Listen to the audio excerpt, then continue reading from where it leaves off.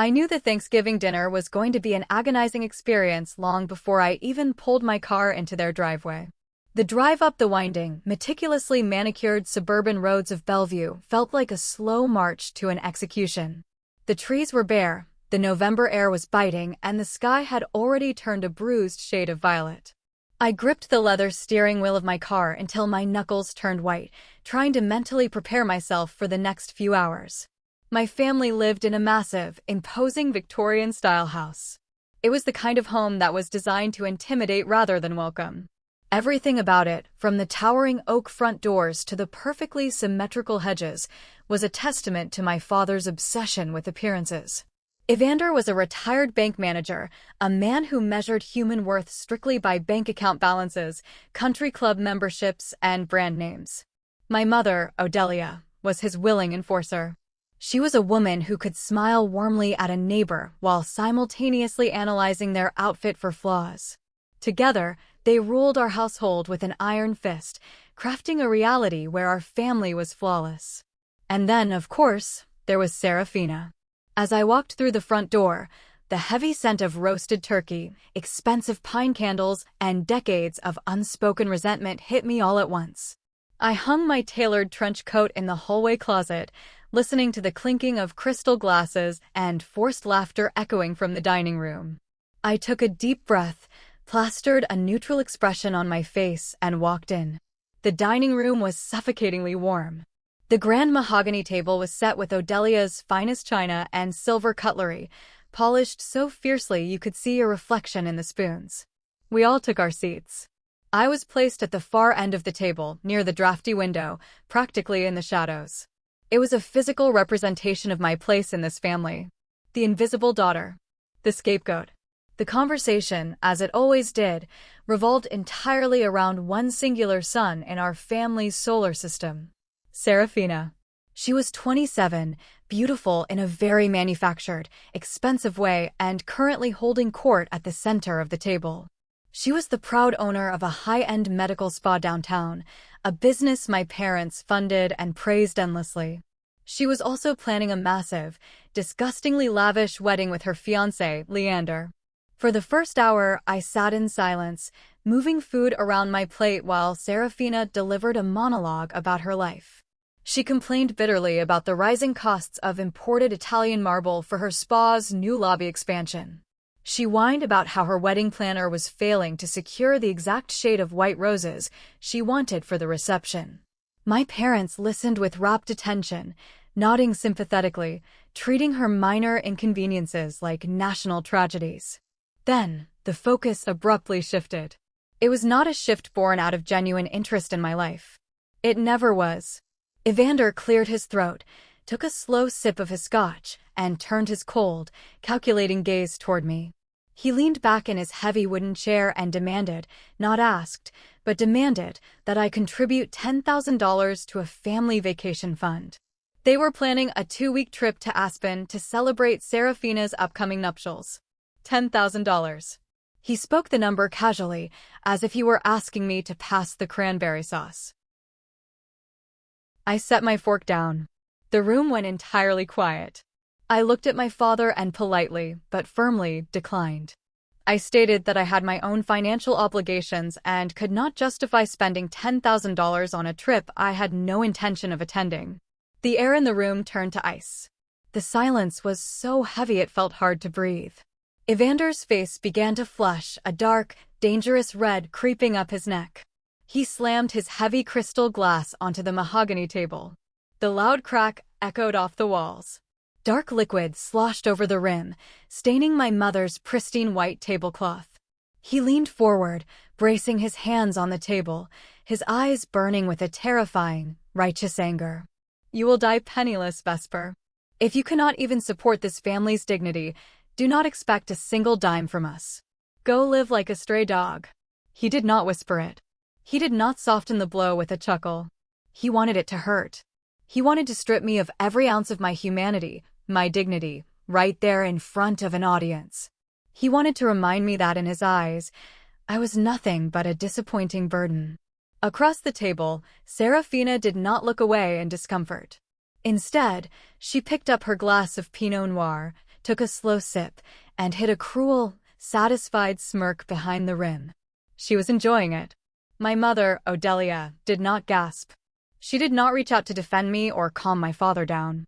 Instead, she looked down at the spilled scotch, picked up her satin napkin, and calmly smoothed a crease out of the fabric, acting as though my father had merely commented on the cold weather outside. They all sat there, waiting for me to break. They waited for the tears, the apologies, the desperate begging for forgiveness that they had conditioned me to offer since I was a child. But the tears never came. I did not yell. I did not cry. I did not throw my napkin or scream about the injustice of it all. Instead, I felt a sudden, striking clarity wash over me. It was a cold, pure realization. This was not just a dysfunctional family dinner. This was a hazard to my existence. What was at stake here was my fundamental right to live without being treated as a financial stepping stone or an emotional punching bag. I realized in that exact second that they did not see me as a person. They saw me as an endless well of submission that they could draw from whenever Serafina needed to feel superior. I pushed my chair back. The wood scraped loudly against the hardwood floor, the sound cutting through the thick tension. I stood up slowly. I did not look at my mother or my sister. I looked dead into Evander's eyes. I did not say a word. I just offered a small, empty smile, turned around, and walked out of the dining room. I grabbed my trench coat from the hallway closet, opened the heavy oak door, and stepped out into the freezing November rain. They thought pushing me out into the cold was the ultimate punishment. They thought cutting me off from their fake, toxic wealth would destroy me. But they did not know I had stopped feeling the cold years ago. And they certainly did not know that the storm they were about to face would be much, much colder. The drive back to Seattle was a blur of sweeping windshield wipers and blinding, distorted headlights. The rain drummed heavily against the roof of my car, acting as a relentless metronome for the memories I usually worked so hard to keep buried. A parent's cruelty does not just vanish overnight. It does not wash away with apologies, especially when the apologies never come. Instead, it solidifies. It turns into a museum of pain deep inside your mind, where every exhibit is a perfectly preserved reminder of why you can never, ever trust them. As I drove through the dark, winding roads, the heater blasting against my numb fingers, I found myself walking through that museum again. The exhibits were illuminated in stark, unforgiving light. The first exhibit was always the clearest, the one that built the foundation of my independence. I was 14 years old. While Serafina was busy taking private tennis lessons at the club and throwing tantrums over the color of her new dresses, I was spending my afternoons in the cold, dusty garage attached to our house. I had dragged an abandoned, broken desktop computer home from a neighborhood trash pile. It smelled of ozone and old dust.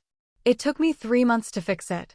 I spent my lunch money buying cheap soldering wire and replacing fried components with spare parts one begged off the local repair shop guy.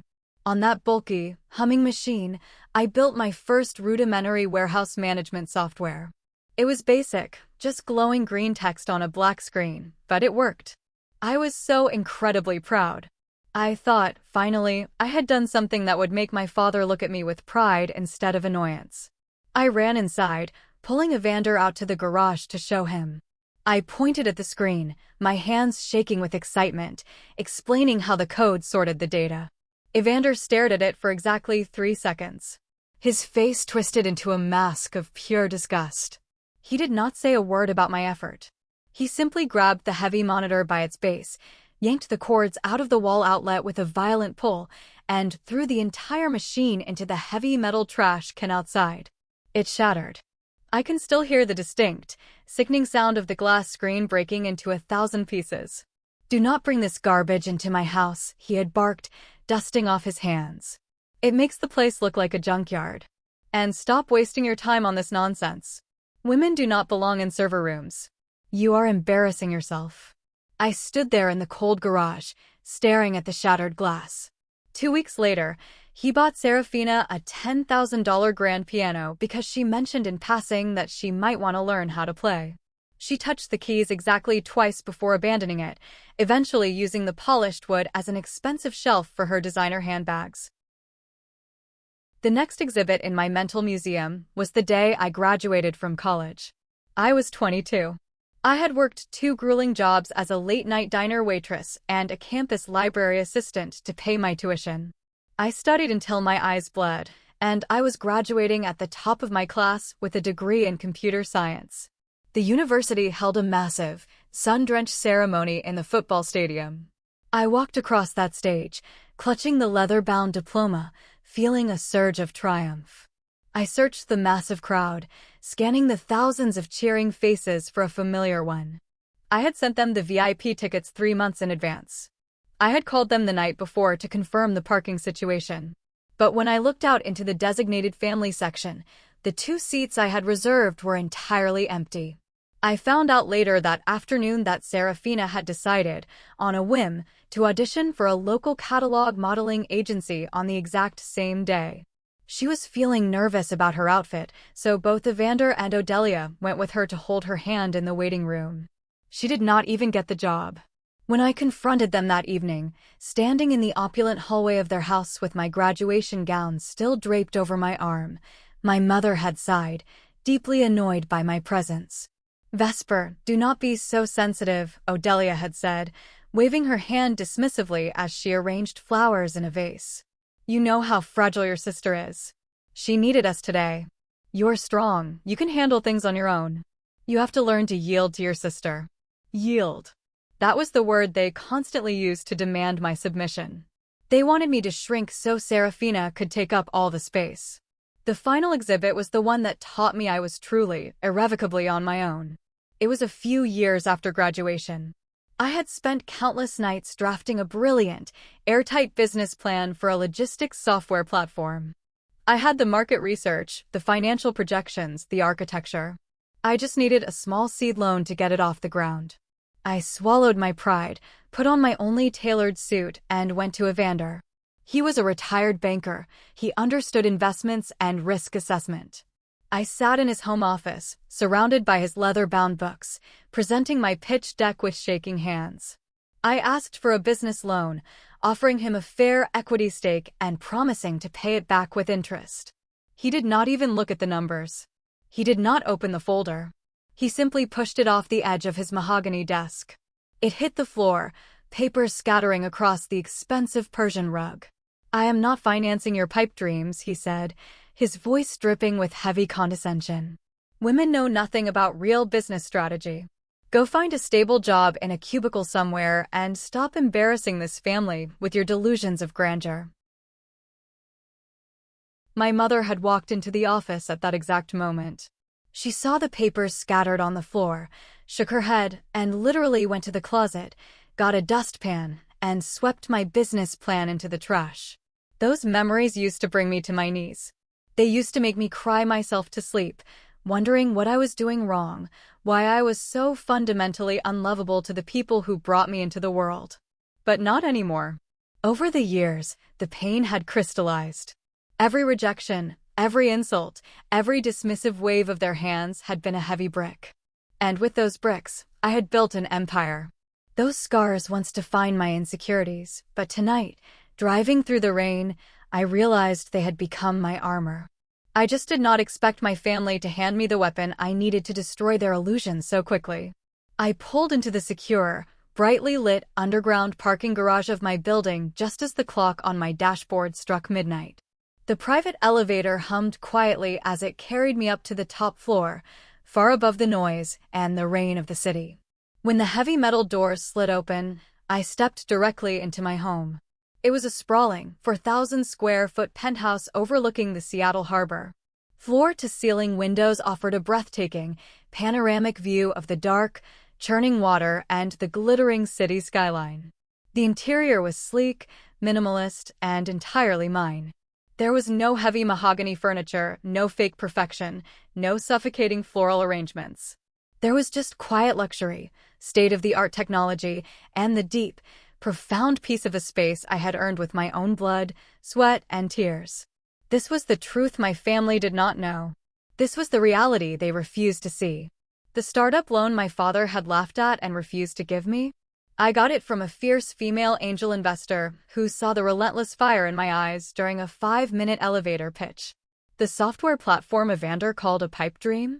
That became LogiTrack Solutions, a global software-as-a-service company specializing in supply chain automation and predictive logistics. We were not just a small startup anymore. We had over 150 employees working across 3 different continents. Our client list included some of the largest shipping conglomerates in the world. The company's recent valuation sat comfortably at $220 million. And my personal net worth? It had just crossed the $80 million mark. I owned this penthouse outright. I owned a stunning modern beach house in Malibu. I owned a historic, renovated brownstone in Boston. I had a diversified investment portfolio that generated more passive income in a month than Evander had made in his best year as a bank manager. While they were bragging to their pretentious country club friends about Serafina's medical spa, which I strongly suspected was bleeding cash despite the flashy exterior, I was quietly running a tech empire. I was the stray dog Evander had cursed. And I was thriving in the shadows, far beyond their comprehension. 3 days after the Thanksgiving disaster, the peaceful silence of my penthouse was shattered by the sharp ping of my phone. I was sitting at my kitchen island, sipping a cup of black coffee and reviewing a quarterly earnings report for our European division. I picked up the device. It was a message from Nadine, my older cousin. Nadine was the only person in our extended family who saw through my parents' toxic facade. She played the game, smiling politely at family gatherings to keep the peace, but she was always my silent ally, slipping me vital information when things got ugly. The message read, "Vesper, you need to know what Odelia is saying." My stomach tightened, but not from fear. It was a familiar, exhausted anticipation. I set my coffee mug down and typed back, "What is the narrative this time?" Let me guess, I ruined the holiday. Her reply came a moment later, and it was worse than I expected. She was at the country club yesterday afternoon and the church brunch this morning. She is telling everyone who will listen that your business ventures failed miserably. She says you are broke, swimming in massive debt, and that you are practically homeless, sleeping on your friends' couches because you cannot afford rent anywhere. She told Aunt Clara that she is heartbroken, but you brought it upon yourself for being so stubborn. I stared at the glowing screen. Broke. Homeless. Sleeping on couches. I looked around my massive, immaculate kitchen, staring at the imported Italian marble countertops that probably cost more than Serafina's entire medical equipment inventory. The sheer, unadulterated audacity of it was almost impressive. They did not just kick me out of their house, they immediately crafted a public narrative to make themselves the tragic victims of my supposed failure. They needed me to be a disaster so Serafina could remain the shining triumph. They were terrified that someone might ask why I left so abruptly, so they assassinated my character before I even had a chance to speak. Before I could even process the volume of my mother's lies, 2 more text messages popped up on my screen, buzzing angrily against the marble counter. This time, they were from my uncles, Gideon and Thaddeus. The flying monkeys had officially been deployed by Odelia. Uncle Gideon wrote, "Vesper, I heard about your financial ruin.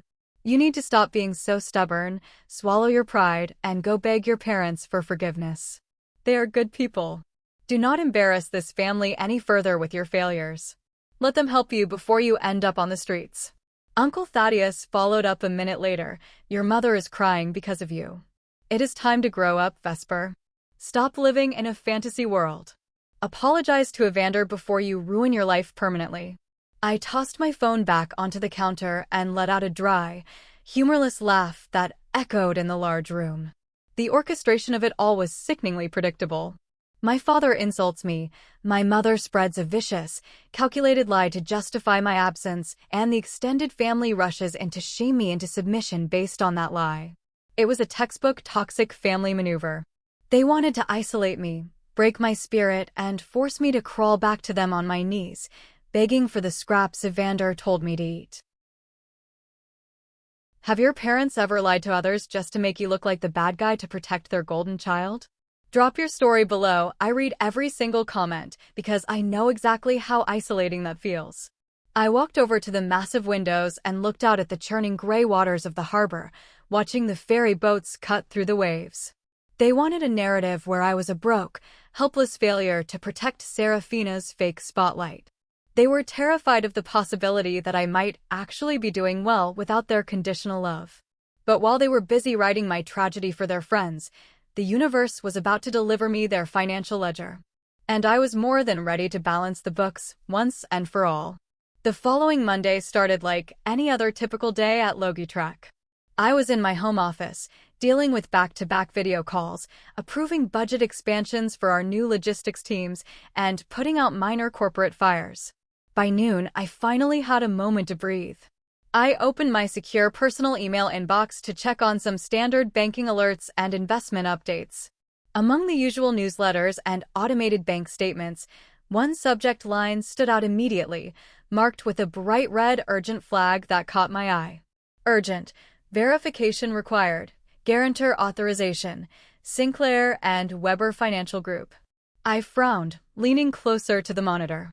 Sinclair and Weber was a massive, aggressive institutional lender known for handling high-risk, high-reward commercial loans. They were the kind of bank that played hardball. I had never done business with them in my life. My company used a completely different financial institution. Curiosity overriding my initial caution, I clicked the email open. As I read the first paragraph, the air in my lungs turned to ice, and the ambient noise of the city outside my window seemed to fade away. Dear Ms. Vesper Monroe, this notice is to officially confirm your status as the primary financial guarantor for the commercial equipment loan approved on March 12th of this year. Please be advised that the account is currently showing severe payment irregularities and is at extreme risk of default. As the guarantor on file, you hold full legal liability for the outstanding principal balance of $850,000, plus accrued interest and penalty fees. $850,000. My heart began to hammer against my ribs like a trapped bird. My mouth went dry. I scrolled down frantically, my eyes scanning the attached PDF document. It was a massive commercial loan agreement for state-of-the-art medical laser equipment, surgical beds, and high-end aesthetic machines. I looked at the borrower's information. The name was printed clearly in bold black ink, Serafina Monroe. Doing business as Serafina Aesthetics Med Spa. I felt a cold sweat break out on the back of my neck. I clicked on the second attachment, which contained the scanned signature pages of the contract. I scrolled past the dense legal jargon until I reached the final page. And there it was. On the designated line for the primary financial guarantor was my name, Vesper Monroe. I zoomed in on the screen until the pixels of the ink blurred. I know my own signature. I know the exact, sharp curve of the V and the aggressive, sweeping slope of the M. The signature on the screen was incredibly close. It was not a sloppy, rushed forgery done by a desperate amateur trying to guess my handwriting. It was practiced. It was meticulously, obsessively copied, capturing the rhythm and the flow to a degree of 95% accuracy. It was good enough to pass a standard banking desk check without raising any red flags to a loan officer. My mind raced, connecting the terrifying dots with blinding speed. How did they get a perfect template of my signature? Then a memory hit me like a physical blow to the stomach. 2 years ago, right before I cut my visits down to almost nothing, I had accidentally left an old tax preparation notebook in Evander's home office. It was a dummy notebook I used to practice my signatures for various corporate LLC filings, filled with pages of my name written over and over again. I had realized it was missing and asked Odelia about it weeks later. She claimed she had thrown it out with the recycling because it looked like scratch paper. She lied. They had kept it. Evander, the retired bank manager who knew exactly what loan officers looked for, who knew exactly how the system worked, had studied it. He had spent hours in his office tracing my name, practicing the loops and slants until he could replicate it flawlessly on demand. I sat back in my ergonomic chair, the heavy silence of the penthouse pressing against my ears. They had not just insulted me at Thanksgiving. They had not just spread vicious rumors about me being homeless to their country club friends. They had fundamentally, criminally violated my identity. They had leveraged my name, my unblemished credit history, and my social security number to secure nearly $1 million in funding for Serafina's vanity project. They did this without my knowledge, without my consent, without a single shred of hesitation or moral conflict. If this loan defaulted, and the email explicitly stated it was on the brink of crashing, Sinclair and Weber would come after me with everything they had. They would target my personal assets, my real estate properties, my company shares. My parents had deliberately placed me on the tracks in front of a speeding freight train to ensure Serafina could play pretend in her luxurious clinic. They assumed I was still the weak, desperate girl who would take the fall to keep the family peace. They assumed I would be too afraid of a public scandal or too financially ignorant to fight back against a massive banking institution. My hands stopped shaking. The initial shock evaporated, rapidly replaced by a cold, burning rage. It was a slow-burning fire, the kind that consumes everything in its path without making a single sound. It was not a misunderstanding. It was a calculated, malicious financial execution of my name. I picked up my phone, my fingers steady, and dialed the one man in Seattle who could turn this horrific crime into a masterpiece of absolute ruin. Cashin picked up on the second ring. Cashin was the kind of lawyer who made other corporate lawyers sweat through their expensive suits.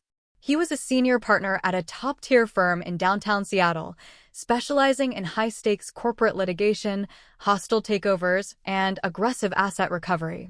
He was sharp, utterly ruthless, and fiercely loyal to his clients.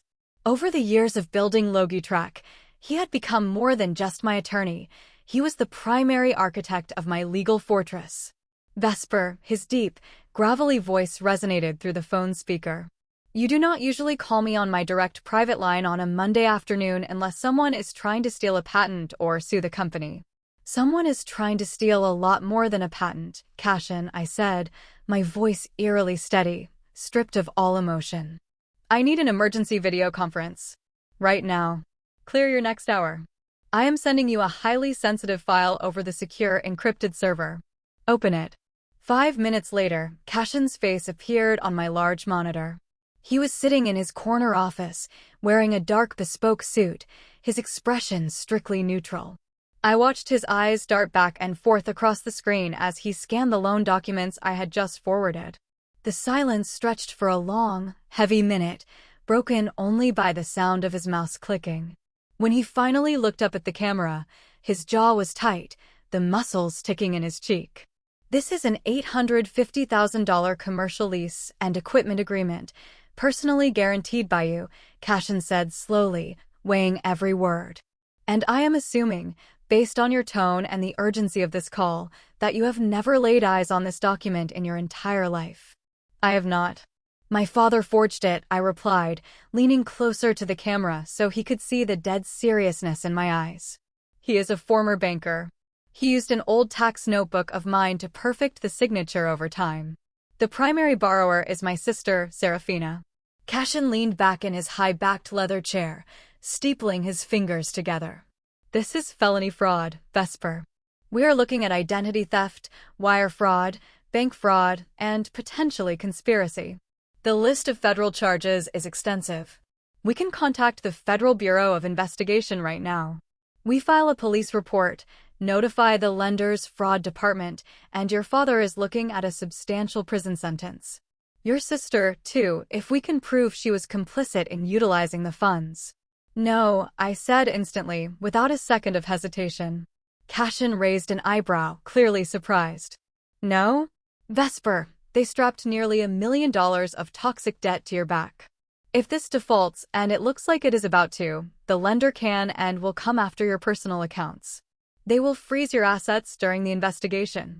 I know that, I replied, tapping my expensive fountain pen against the mahogany desk. But putting them in prison is too easy. It is too fast. If they go to jail, my mother will spin it as a tragedy to her church friends. She will tell the world that the evil, corrupt banking system targeted them, or that I maliciously set them up out of jealousy. They will become martyrs in their own delusional narrative. I do not want them sitting in a cell believing they are victims, Cashin. I want to take away the only thing they actually care about in this world. Their social standing, Cashin stated, a grim understanding dawning in his dark eyes. Exactly. Their pride. Their assets. Their fake reality. I pulled up another screen on my computer, sharing my display with him. I need you to dig into the financial health of Serafina's med spa. Pull every public record, every tax lien, every vendor payment history you can find. I want to know exactly where that $850,000 went. Cashin nodded and began typing rapidly on his end, accessing databases I did not even want to know about. We spent the next 2 grueling hours dissecting the fragmented public records and utilizing Cashin's extensive investigative resources. What we found was nothing short of pathetic. The med spa was a financial black hole. Serafina had zero business acumen. She was burning through $60,000 a month on exorbitant overhead, useless influencer marketing, and absurd vanity expenses for the lobby. But the most enraging detail was the blatant misappropriation of the loan funds. Cashin pulled up a state vehicle registry database. "Well, look at this," he murmured, a harsh edge to his voice. 2 months after the commercial loan was disbursed specifically for medical equipment, your sister purchased a brand new Porsche Macan. Paid in full. Cash. And he clicked another file. Tracing a wire routing number, there is a massive wire transfer to a luxury resort in Maui. $200,000 diverted for what looks like a non-refundable wedding deposit. They used my forged signature to buy a luxury sports car and fund a fairy tale wedding, all while sitting at country club brunches telling the world I was a homeless, miserable failure. Cashin looked at me through the screen, a cold, predatory smile forming on his face. They are severely overleveraged, Vesper. They are drowning. The loan is already flagged by the bank's risk assessment algorithm for default. It is going to crash, probably within the next 30 days, and when it does, the lender will seek immediate, aggressive recovery. How do we intercept it before it hits my personal credit? I asked, my voice deadly calm. If we play this right, Vesper, you will not just clear your name, Cashin said, his eyes gleaming with the thrill of a legal kill. You will own the very ground they walk on. We are going to buy the debt. The plan Cashin proposed over the video call was brilliant in its ruthless cruelty. It was a strategy born in the cutthroat world of corporate raiding, applied directly to domestic betrayal. If I claimed identity fraud now, the bank would freeze everything, trigger a massive federal investigation, and tie us all up in years of exhausting, public litigation. But if I let the loan crash naturally, I could act as an anonymous third-party corporate buyer and swallow the toxic debt whole. Before Cashin and I could finalize the paperwork to initiate the trap, my cell phone buzzed violently on the desk. The caller ID flashed my mother's name. Odelia. I held up a hand, signaling for Cashin to hold on, and answered the call, putting it on speakerphone so he could hear the poison firsthand. Vesper, darling. Odelia's voice trilled through the speaker, dripping with a thick, artificial sweetness. It was the saccharine voice she used when she wanted something, a stark and jarring contrast to the woman who sat in silence while my father told me to die penniless just weeks prior. Hello, Mother. What do you want? I kept my tone entirely flat, giving her absolutely no emotional runway to work with. Oh, do not be so cold, sweetie, she sighed heavily, playing the role of the wounded, loving matriarch. Your father and I were talking this morning, and we feel just terrible about how Thanksgiving ended. We know you are struggling financially right now. We have heard the rumors. It is just awful what people say, and we want to help protect you. I almost choked on my own breath, fighting the urge to laugh bitterly. She was the one starting the rumors, actively destroying my reputation, and now she was using those same lies as leverage. Protect me from what, exactly? Well, Odelia hesitated for a fraction of a second, adopting a tone of deep, parental concern. Your father is doing some routine estate planning. He wants to make sure that if you end up having to declare bankruptcy, your aggressive creditors cannot come after the family's core assets. He had his lawyer draft a tiny, standard supplementary family document. It just states that you officially waive any future claims to our financial aid or property. It is just a formality, really, to keep our family safe from your debts. I will mail it to you tomorrow, and you can just sign it and send it back in the provided envelope. A waiver of financial claims. A legally binding document stating I would never pursue them for money or property. The pieces clicked together in my mind with terrifying precision. Evander knew the med spa loan was failing.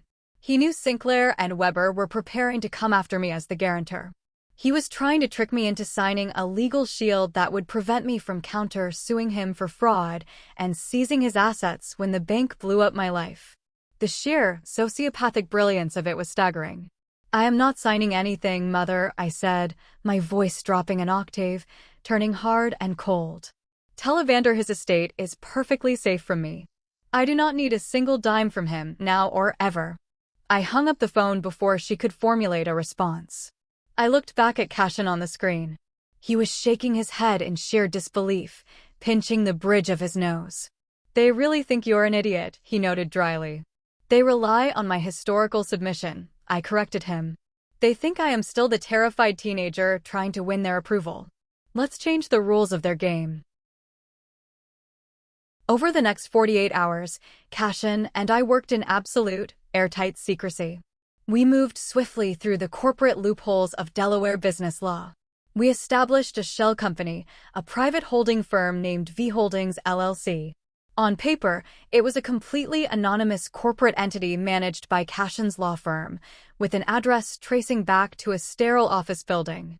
In reality, I was the sole proprietor, the CEO, and the sole financial backer. The strategy was brutally simple but devastatingly effective. When Serafina inevitably missed her next massive payment, the $850,000 loan would officially enter default status.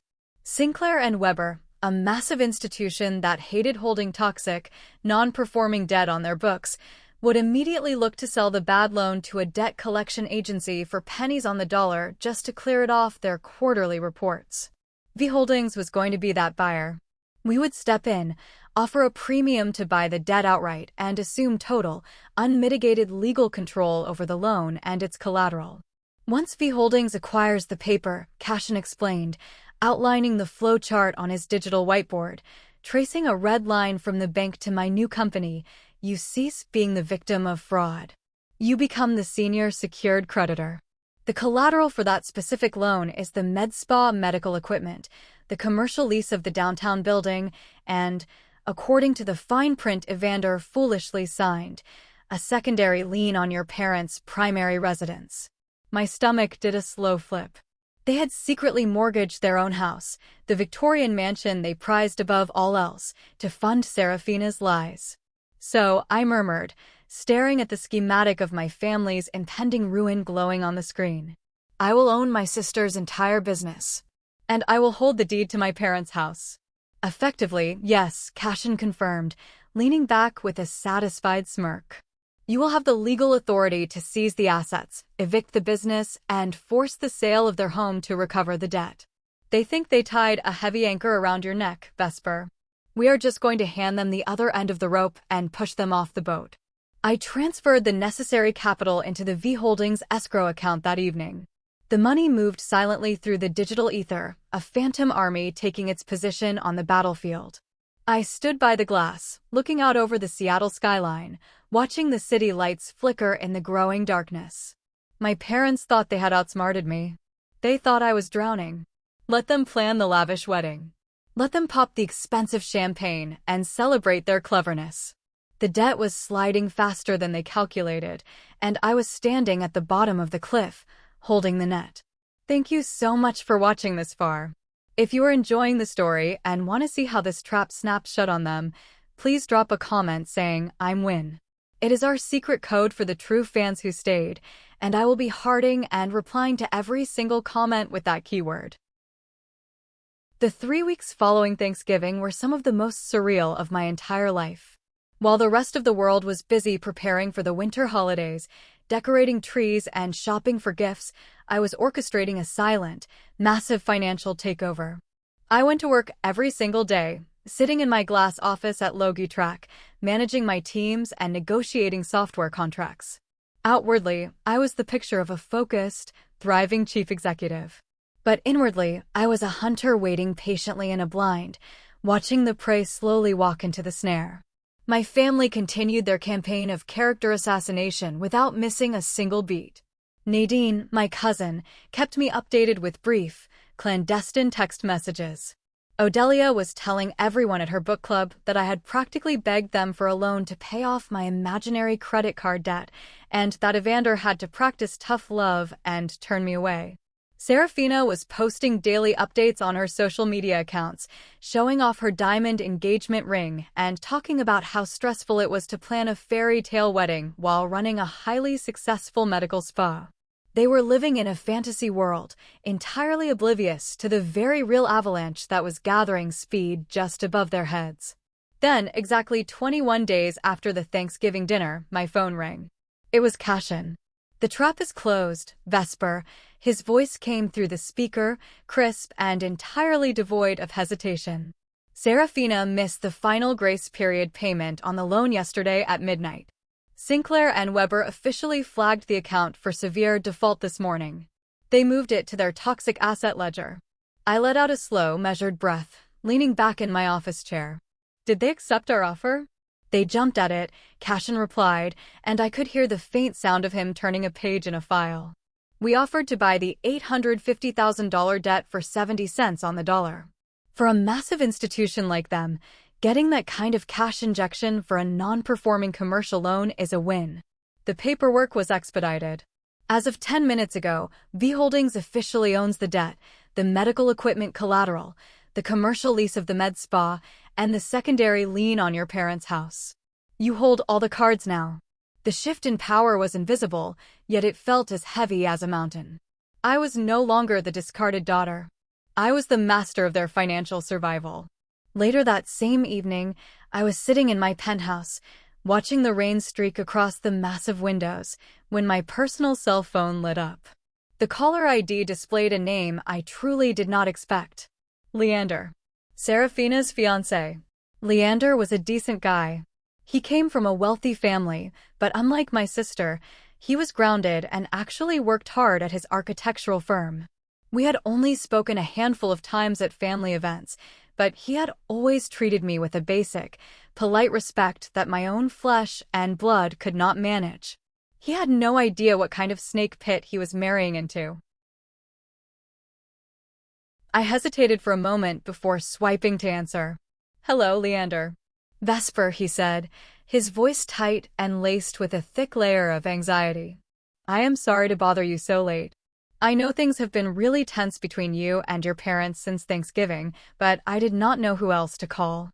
"What is wrong?" I asked, keeping my tone perfectly neutral. "I think your parents are in some kind of massive legal trouble," Leander said, his words spilling out in a rushed, frantic whisper. "I am over at their house right now. Serafina is upstairs crying, and your father looks like he is going to have a heart attack." They received a massive stack of legal summons today via certified mail from some predatory corporate entity called V Holdings. Evander is pacing the floor, saying the bank sold their loan and the new owner is demanding immediate, total repayment. A cold smile tugged at the corners of my mouth. The summons had arrived on time. "They are terrified," Vesper, Leander continued, oblivious to the fact that he was talking to the monster under their bed. "Evander is trying to pull strings, but whoever this V Holdings company is, they are aggressive. They sent an order of asset seizure. Serafina is hysterical because they are threatening to padlock the med spa doors by Monday."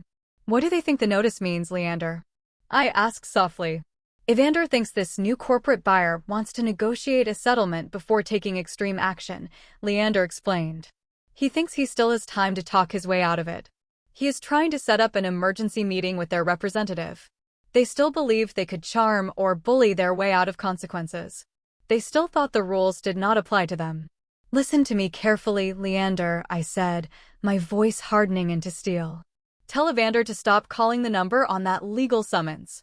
It will get him nowhere. Tell him that the representative of V Holdings has agreed to a single, final settlement meeting. Friday evening, 7 o'clock. At the Obsidian Room downtown. Tell him to bring his checkbook, his lawyer, and whatever shred of dignity he has left." There was a long pause on the line. I could hear Leander swallowing hard. You know these people?"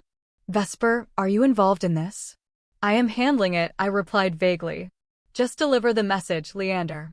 And make sure you are there too. You deserve to see exactly what you are marrying into. I ended the call before he could ask any more questions. I stared at my reflection in the dark glass of the window. My eyes did not look angry or vindictive. They looked hollow, focused, and utterly determined. I was not doing this out of a petty desire for revenge. I was doing this to sever the infected limb. They had painted me as weak, helpless, and unstable for my entire life. But the truth was coming, and this time, they would have to look it dead in the eye, whether they wanted to or not. The Obsidian Room was exactly the kind of establishment Evander revered. Located in the heart of downtown Seattle, it was an ultra-exclusive, dimly lit restaurant known for its exorbitant prices, rare vintage wines, and heavy mahogany paneling that absorbed sound, ensuring the city's elite could conduct their cutthroat business deals in total privacy. It was a place designed to make you feel wealthy just by breathing the air. Reserving the private backroom cost more than most people made in a month. It was the perfect stage for an execution. Friday evening arrived with a bitter, biting chill. The sky was a bruised purple, and a light dusting of frost coated the city streets. I stood in front of the full-length mirror in my penthouse dressing room. I did not choose a dress. I chose armor. I wore a tailored, sharp black suit that fit me with lethal precision, paired with a crisp white silk blouse and black stiletto heels that clicked against the hardwood floor like a metronome ticking down to zero. I pulled my hair back into a severe, sleek twist. I wore no jewelry, save for a steel watch on my left wrist. I looked exactly like what I was, a woman who owned the room before she even stepped into it. I arrived at the restaurant at 6:45. Cashin was already waiting for me in the lobby, looking like a shark smelling blood in the water. We did not go straight into the private room. Instead, we stood near the heavy velvet curtains of the maitre d' station, observing the private dining area through a small gap. They were already there. Evander was sitting at the head of the long oak table, looking older and more fragile than I had ever seen him. He was wearing his best navy blue suit, the one he wore to important board meetings, but the jacket looked slightly too large on his suddenly slumped shoulders. He was continuously pulling at his collar, sweating profusely despite the cool temperature of the room. He kept checking his gold Rolex, his knee bouncing with nervous, frantic energy. Odelia sat next to him, clutching a beaded clutch purse in her lap with white-knuckled intensity. She had tried to dress for a victory, wearing a pearl necklace and a tight smile, but the dark circles under her eyes betrayed her panic. She kept glancing at the door, her eyes darting like a trapped bird. Then there was Serafina. She sat directly across from Evander, her arms crossed defensively over her chest. She was wearing a designer dress she had undoubtedly bought with the stolen loan money. Her perfect makeup could not hide the petulant, terrified scowl on her face. She was chewing furiously on her lower lip, realizing for the first time in her pampered life that Daddy might not be able to fix this. Leander sat quietly beside Serafina, looking deeply uncomfortable and intensely out of place. He kept looking at Evander, clearly waiting for an explanation that had not yet come. They thought they were waiting for a faceless corporate vulture. They thought they could offer a fraction of what they owed, turn on the charm, and walk away unscathed. They still believed the universe revolved around their comfort. I looked at Cashin. He gave me a single, slow nod. The time for waiting was over. We stepped out from behind the velvet curtain and walked down the short, dimly lit hallway toward the private room. The thick carpets muffled our footsteps. Cashin reached out and pushed the heavy oak double doors open. The hinges let out a soft groan. All four heads at the table snapped toward the entrance simultaneously. Evander let out a heavy sigh of relief when he saw Cashin's expensive suit, assuming this was the corporate lawyer he had been dreading.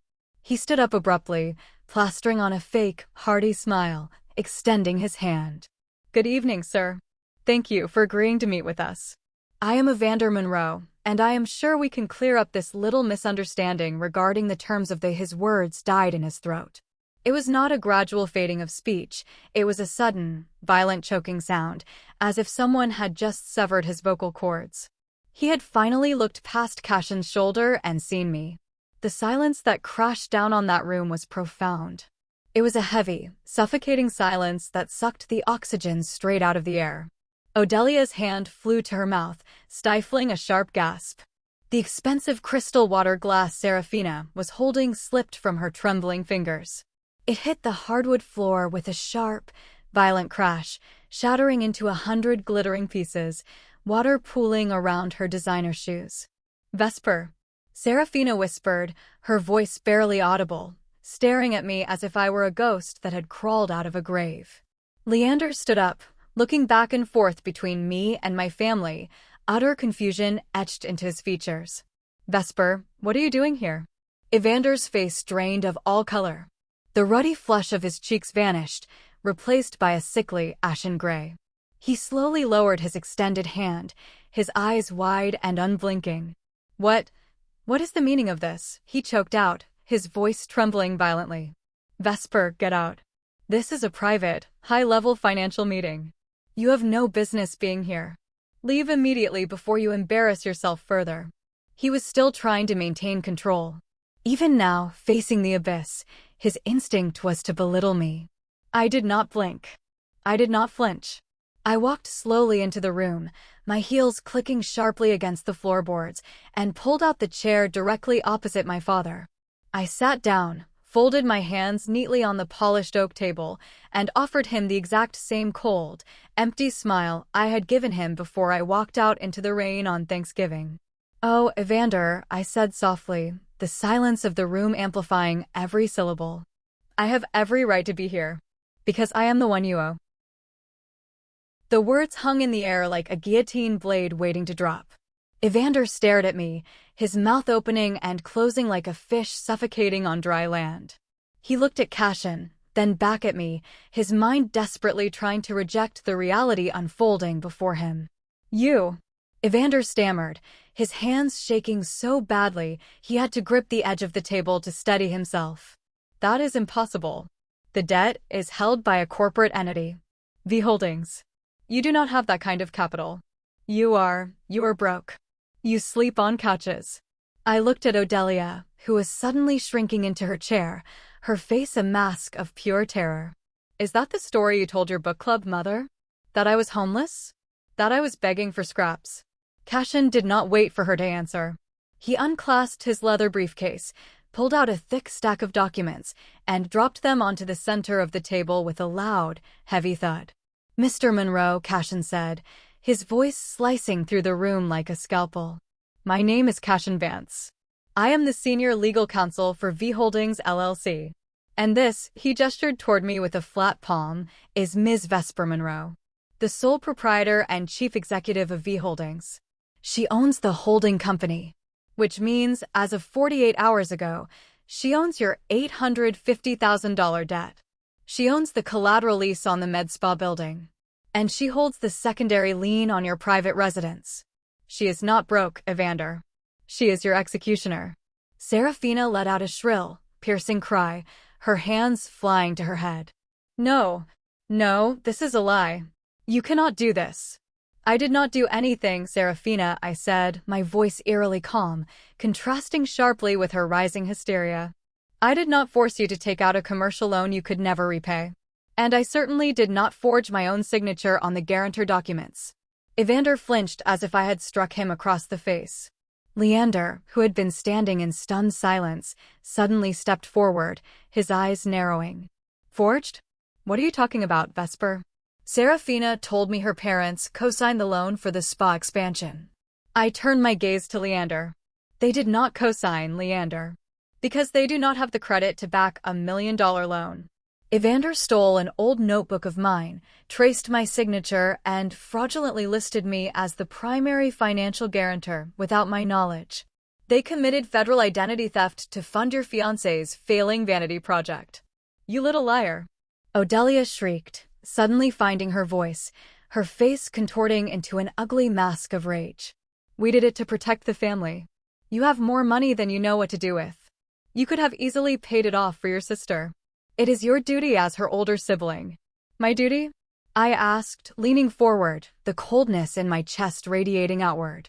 I picked up the top folder from Cash and Stack and slid it across the table toward Leander. Take a look at that, Leander. That is the forensic accounting report of the med spa's operating accounts. Leander hesitated, then picked up the folder, his eyes scanning the highlighted lines. The loan was supposedly for life-saving medical laser equipment, I narrated, watching the color drain from Leander's face. But my sister did not buy equipment. 2 months after the funds were dispersed, she wired $200,000 to a resort in Maui for a wedding deposit. A week later, she paid cash for a brand-new Porsche Macan. She embezzled commercial loan funds to buy luxury cars and fund a fairy tale wedding, all while letting the business bleed to death. Serafina, Leander whispered, dropping the folder onto the table. He looked at the woman he was supposed to marry as if he were seeing a stranger. Is this true? Did you use stolen money to pay for our wedding? Serafina burst into frantic, ugly tears, reaching across the table for his hand. Leander, please. You do not understand. The business was just going through a slow patch. Daddy said he would handle the payments. I just wanted things to be perfect for us. Leander yanked his hand away from her grasp, as if her skin burned him. He took a staggering step back, shaking his head in absolute disgust. You lied to me. Your entire family is a fraud. You stole from your own sister to buy a car. He reached into his pocket, pulled out the velvet box containing the expensive diamond wedding band they had purchased just weeks prior, and tossed it onto the table. It hit the wood and slid over to Serafina's shattered water glass. We are done, Leander said, his voice hard and final. He did not look back. He turned around, pushed through the heavy oak doors, and walked out of the restaurant, leaving Serafina screaming his name in a puddle of tears and broken glass. Evander sat frozen in his chair, staring at the door Leander had just walked through. The illusion of his perfect family, his wealthy connections, his respectable facade, was crumbling around him in real time. He slowly turned his head back to me, his eyes filled with a desperate, pathetic panic. Vesper, Evander rasped, the arrogance completely gone, replaced by the trembling voice of a defeated old man. Please. We can fix this. I will sell some stocks. I will cash out my retirement fund. Just give us time. Do not do this to your family. You are not my family, I replied, my voice steady, carrying the weight of 32 years of neglect. My family died the night you told me to go beg for leftovers while you were secretly stealing my identity. You thought I was weak. You thought I would stay quiet. Today, Evander, the bill is due. The atmosphere in the room shifted from shock to a raw, primal desperation. Serafina was sobbing uncontrollably, her face buried in her hands, the reality of her ruined engagement and exposed crimes crashing down on her all at once. Evander was breathing heavily, his chest heaving as if the air in the room had grown too thin to support him. It was Odelia who moved first. She practically threw herself out of her chair, rushing around the table until she was standing next to me. She dropped to her knees, the expensive fabric of her dress pooling on the floor, and reached out to grab my hand. I pulled my arm back, refusing to let her touch me. Vesper, my beautiful girl, please, Odelia wailed, tears streaming down her face, ruining her perfect makeup. I carried you for 9 months. I brought you into this world. A mother's love is eternal. We made a terrible mistake, but we did it out of panic. We just wanted Serafina to succeed. You are so smart, so capable, you never needed our help like she did. Please, look into your heart. Do not destroy us. We are your blood. I looked down at her, feeling absolutely nothing. The woman pleading on the floor was the same woman who had swept my business plan into the trash. She was the same woman who told her friends I was a homeless failure to protect her own ego. Her tears were not born of remorse, they were born of terror because she had finally been caught. Save the performance, mother, I said coldly, my voice echoing off the mahogany walls. There is no audience left to pity you.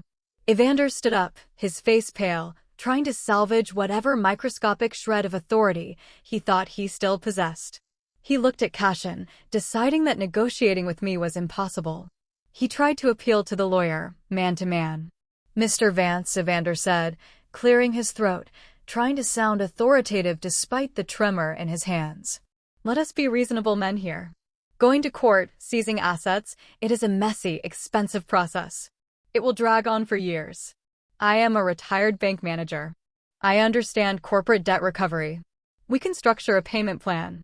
I will sign over a portion of my pension. Just leave the house and the spa out of it. We can make a deal. Cashin did not even blink. He looked at Evander with the kind of detached amusement a scientist might reserve for a bug under a microscope. Mr. Monroe, you seem to be under a severe misapprehension, Cashin replied smoothly, adjusting his cuffs. You are not in a position to make deals. You are not a banker negotiating a restructuring plan. You are a man who committed a federal felony. The only reason you are sitting in this luxury restaurant instead of a stainless steel interrogation room in federal custody is because my client decided to give you a choice. Cashin opened his briefcase again and pulled out two thick legal binders, sliding them across the table until they rested directly in front of Evander. Here are your options, Cashin stated, his voice ringing with absolute finality. Option 1. You refuse to cooperate.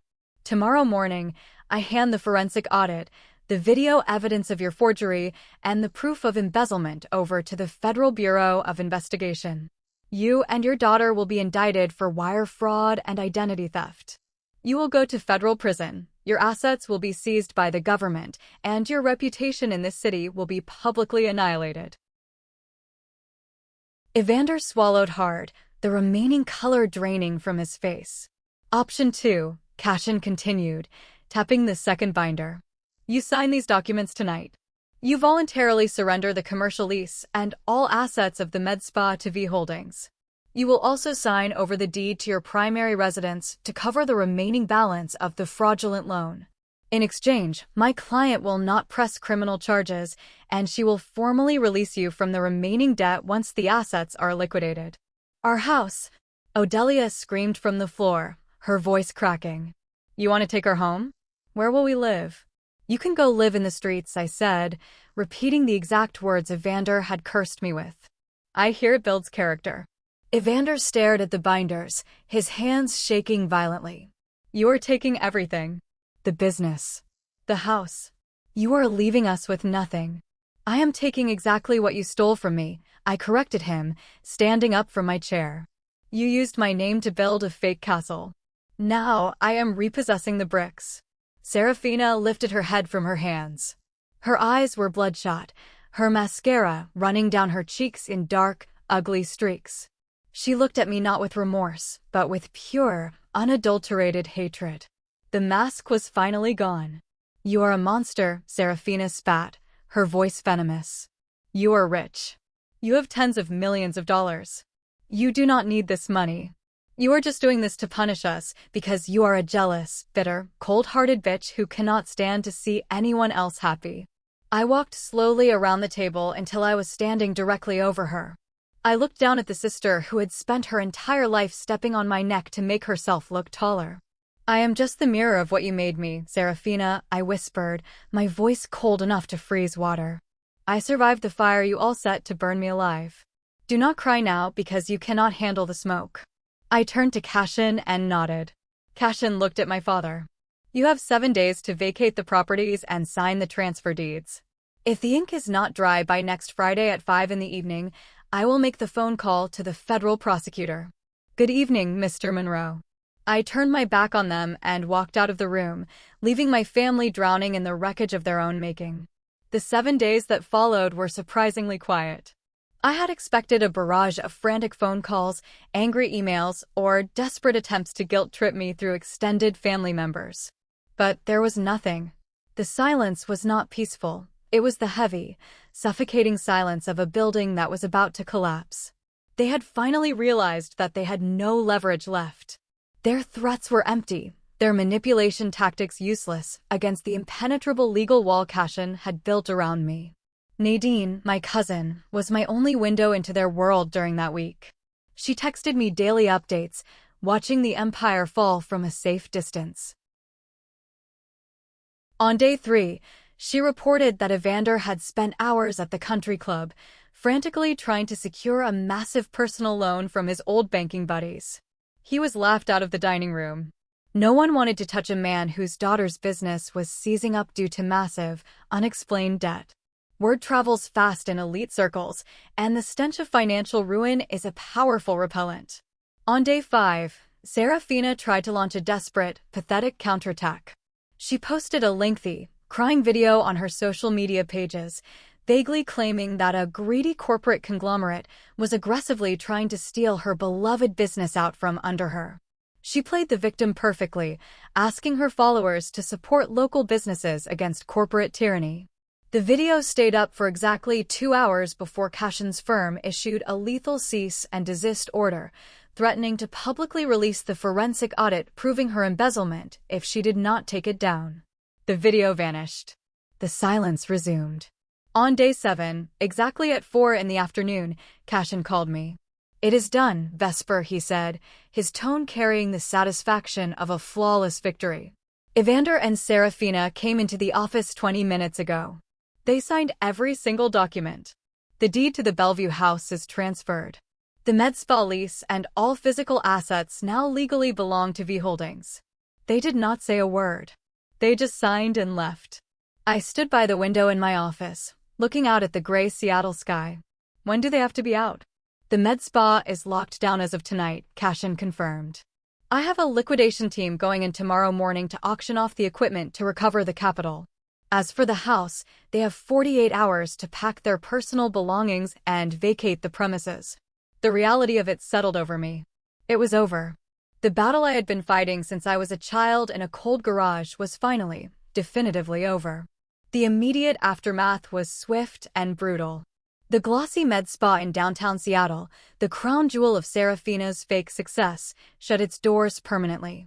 The expensive Italian marble lobby was stripped bare, the high-end laser machines auctioned off to competitors. The cancellation of Serafina's luxury wedding became the gossip of the month.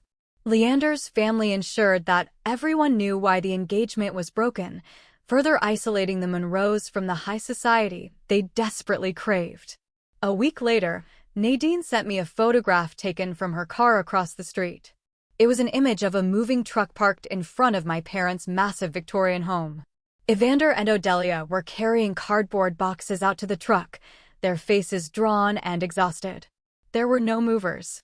They could not afford them.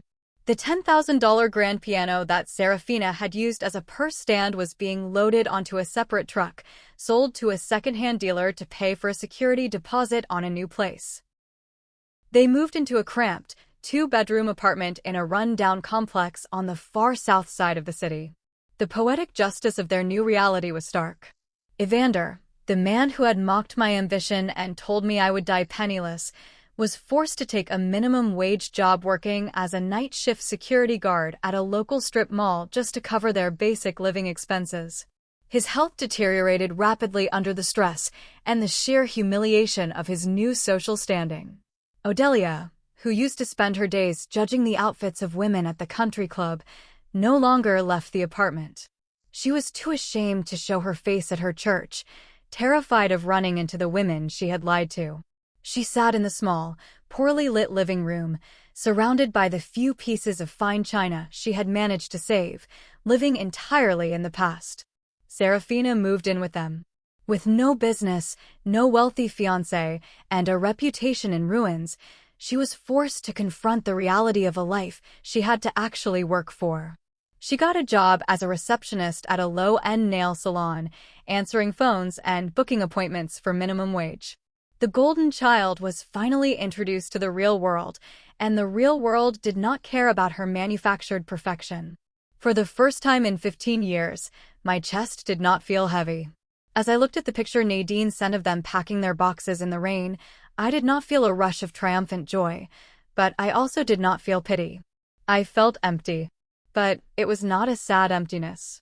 It was the vast, clean emptiness of a room that had finally been cleared of toxic rot. I was free. Winter settled deeply over Seattle, coating the city's streets in a thick, pristine blanket of white snow. The air was sharp and clean. I stood on the balcony of my penthouse, wrapping a thick wool shawl tightly around my shoulders, holding a steaming mug of Earl Grey tea. Below me, the city was quiet, the harbor waters dark and still. In the months since the confrontation at the Obsidian Room, my life had accelerated in ways I had never anticipated. Without the constant, draining background noise of my family's expectations and sabotage, Logitrack Solutions expanded rapidly. We closed a massive $30 million contract with a European shipping conglomerate, cementing our place as an industry leader. My net worth continued to climb, but the numbers in my bank account no longer felt like a shield I desperately needed to hold up against my father's judgment. They were just resources. I decided to use the capital recovered from the liquidation of the med spa equipment for something meaningful. I established the Vesper Foundation, a nonprofit organization dedicated to providing full-ride scholarships and mentorship programs for young women from underprivileged backgrounds who wanted to pursue degrees in computer science and software engineering. I wanted to find the girls sitting in cold garages, building code on broken machines, and give them the support I never had. It was the most fulfilling work I had ever done. The silence from my family remained largely unbroken. I had legally severed all ties. Cashin ensured that my personal information, my addresses, and my direct contact numbers were heavily shielded.